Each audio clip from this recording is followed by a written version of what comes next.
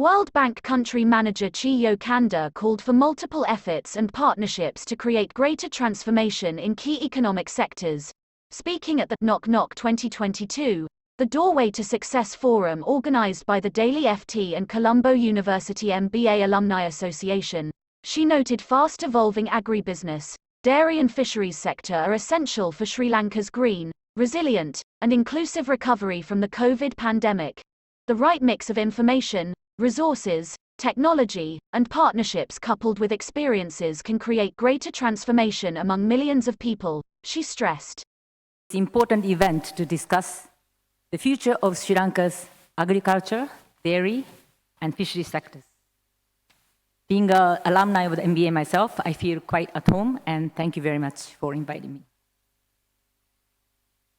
I congratulate the organizers for convening public and private sector experts to share insights that would inspire policy actions and public support for stronger Sri Lanka. The COVID pandemic and subsequent economic downturn have posed a significant challenge on the years of progress Sri Lanka has made in its effort toward poverty reduction and sustainable development goals. The impact of the COVID crisis has been widespread for different types of workers across industries.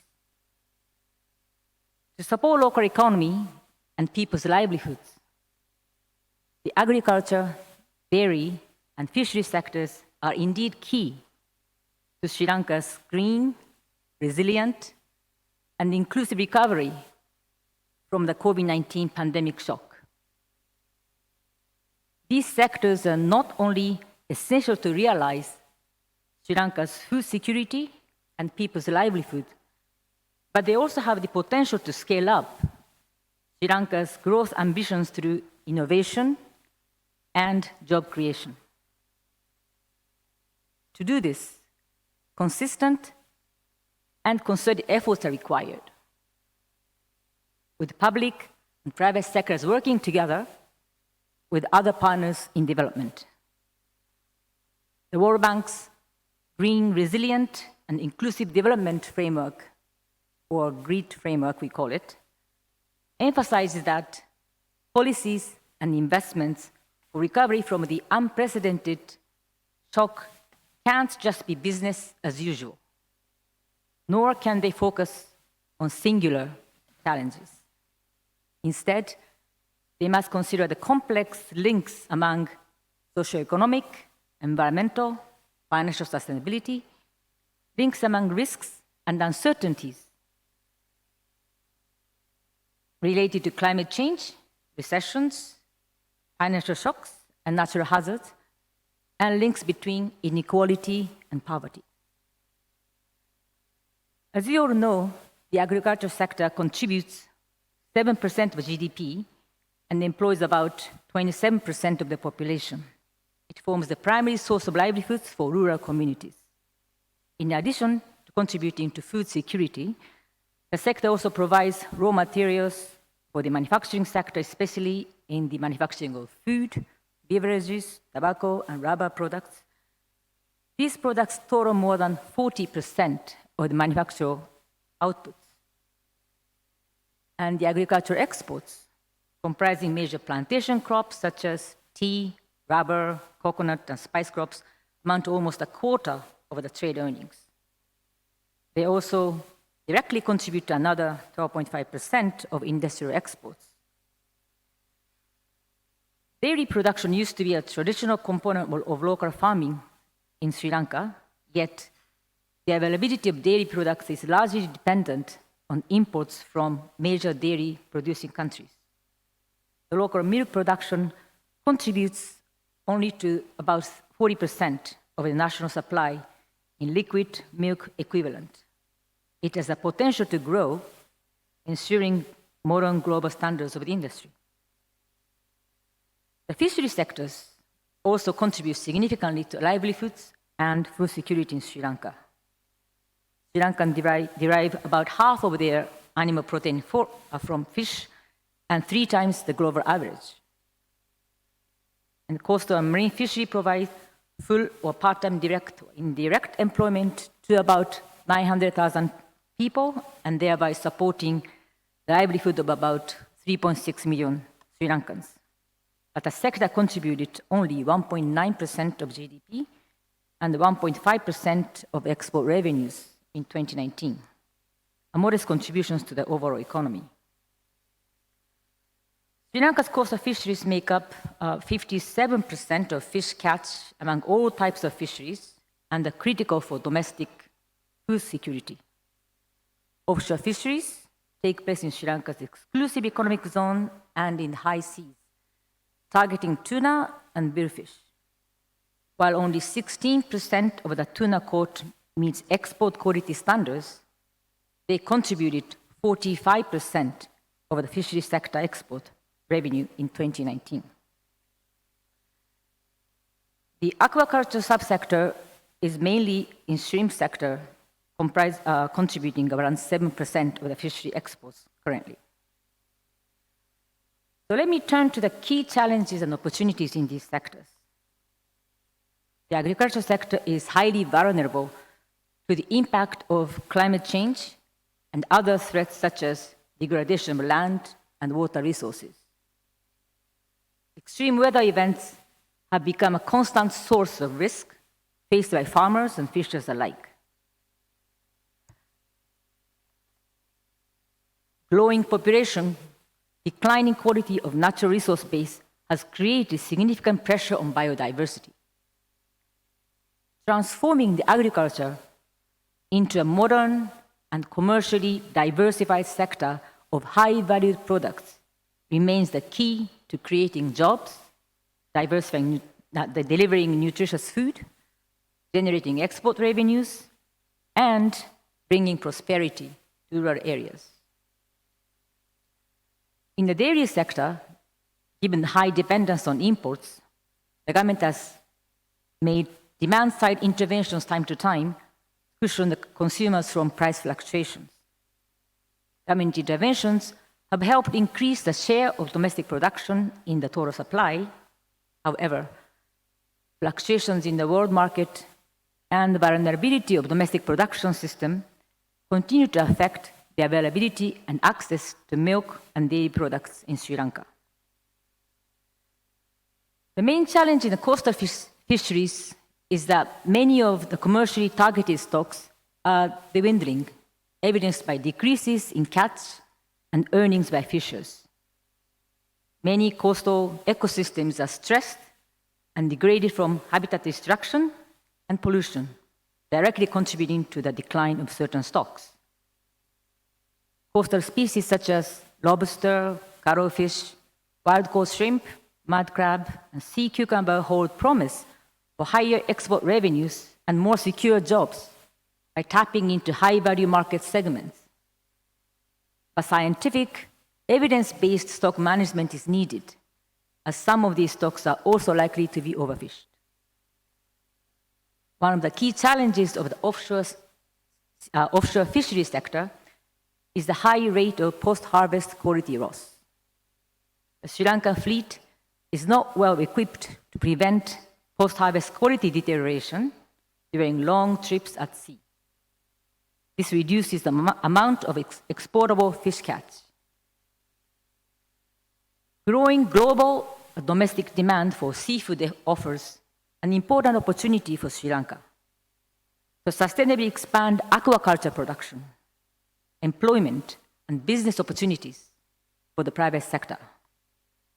To capture this potential, the government has an ambitious program to broaden coastal aquaculture into sea bass, seaweed, sea cucumber, mud crab, marine ornamental fish, and bait fish. Sustainable and resilient growth of Sri Lanka's aquaculture sector depends on smart zoning with a clear and consistent regulations, new knowledge and technology, and support to de-risk private investment. Modern technology and an ecosystem approach to aquaculture can intensify aquaculture to increase outputs and revenues while reducing environmental impacts. The World Bank has been working with the government of Sri Lanka to help address some of these challenges and seize opportunities in the agriculture, dairy, and fishery sectors through investment, analytical, and advisory services. Out of the existing portfolio of $2.36 billion, 12% is geared toward the agriculture and, to some extent, fishery sectors. We also recently conducted, together with the government of Sri Lanka, an in-depth analytical study in the fishery sector. A core principle of the World Bank's agriculture support program is private sector-led agricultural transformation to connect smallholders to domestic and global value chains. This involves stimulating private investments in agribusiness innovations. The nationwide matching grant scheme of the Agriculture Sector Modernization Project leverages private investments in subsectors like shrimp farming, fresh fruit, and spices, using matching grants to crowd in private finance. As of December 2021, 371 matching grants worth $51 million leveraged $98.7 million of additional fund from private sources in the form of beneficiary contributions and commercial borrowing. It also created backward and forward linkages to benefit estimated 55,900 small farmers. These grants have already generated positive impacts for beneficiaries as well as the economy. For example, $20 million in new agriculture exports from farm clusters. Promoting innovative technologies, especially among smallholder farmers, is another critical focus of these projects in improving productivity and value addition. The Agriculture Sector Modernization Project is training groups of small farmers in new technologies and introducing new cash crops focused on economically disadvantaged areas. The project also helped them set up their own public unlisted company to facilitate marketing. Another project, the Climate Smart Irrigated Agriculture Project, is pioneering climate smart agriculture technologies with farmers in climate change hotspots and supporting more climate resilient irrigation infrastructure. It is also exploring new technology applications such as real-time agro-meteorological information, digitalization of public services to farmers, and digital market platforms to link farmers and buyers. The Integrated Connectivity Development Project, recently approved, will soon be supporting new forms of climate-resilient infrastructure that improve market connectivity and enhance supply chain and access to services for farmers. Through public and private investments in agriculture infrastructure and logistics. For the fishery sector, the World Bank and the government of Sri Lanka embarked in 2020 an in-depth analysis of Sri Lanka's marine fisheries, coastal aquaculture, and ecosystems that support them, focusing specifically on coastal fishery, offshore fishery, and coastal aquaculture subsectors.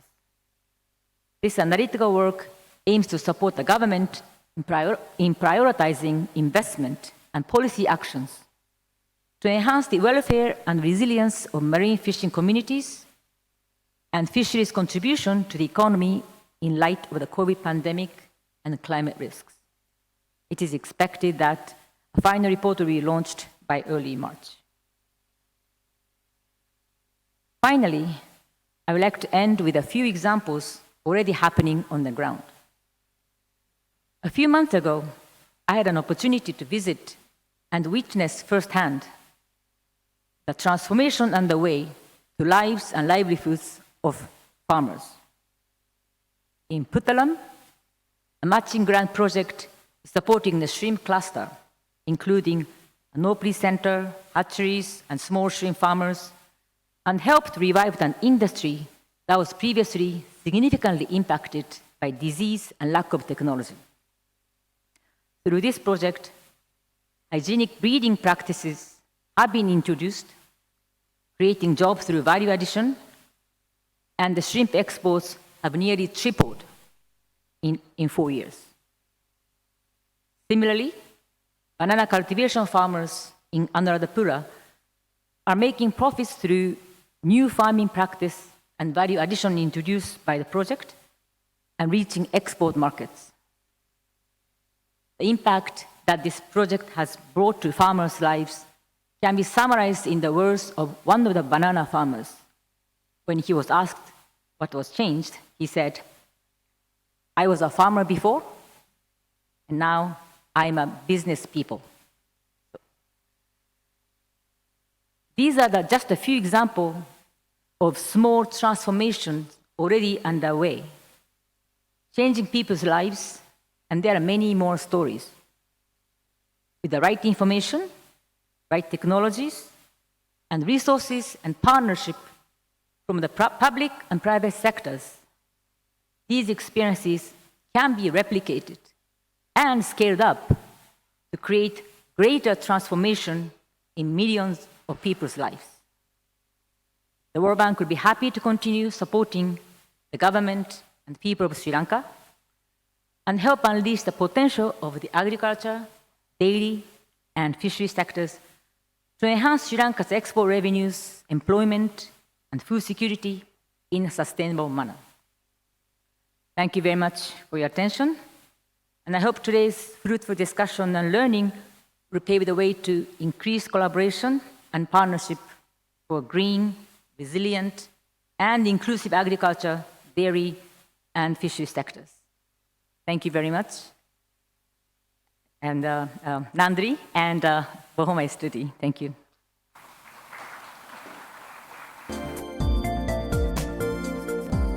For more latest news, subscribe to FTTV.